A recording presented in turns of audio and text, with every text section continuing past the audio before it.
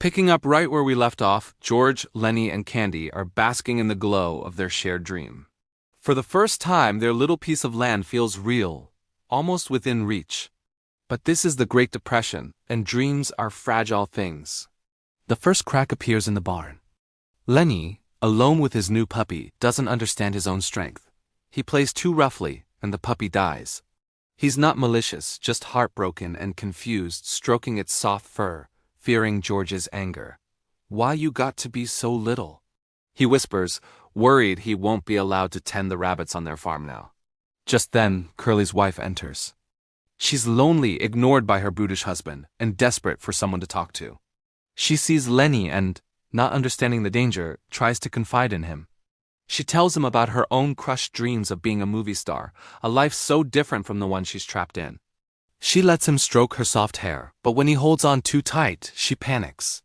She starts to scream, and in a desperate attempt to silence her, to stop her from getting him into trouble, Lennie shakes her. His immense strength is too much. In an instant, her neck is broken. Lennie knows he's done a bad thing. He remembers George's instructions.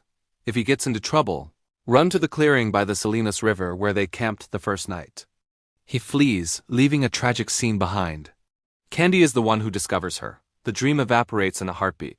He finds George, and the weight of what's happened settles on them both. George understands immediately. There's no escape now, no farm, no future. Just a tragic, inevitable end. He knows what Curley and the other men will do to Lennie. Curley, enraged and seeking vengeance, gathers a lynch mob. He wants to make Lennie suffer.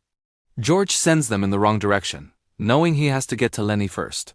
George finds Lennie at their designated spot by the river, the same place their journey began.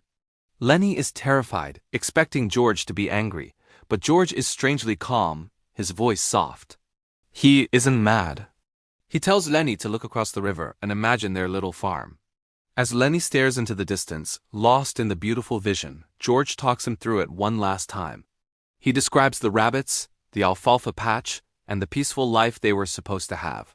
"We're gonna have a little place," George says, his voice thick with emotion.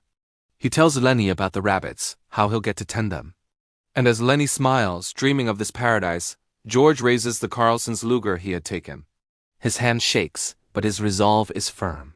He knows this is the only kindness he can offer his friend, a quick, merciful end instead of the brutal torture Curley has planned. The shot rings out in the quiet of the clearing. The other men arrive to find George sitting there, and Lennie lying still. They don't understand the depth of what just happened. Only Slim, the wise old mule Skinner, seems to grasp the profound tragedy and the sacrifice George has just made.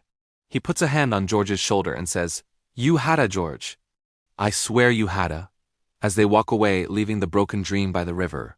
George is utterly alone, a man forced to destroy the one thing he loved to save it. Thanks for joining me for this look into a classic.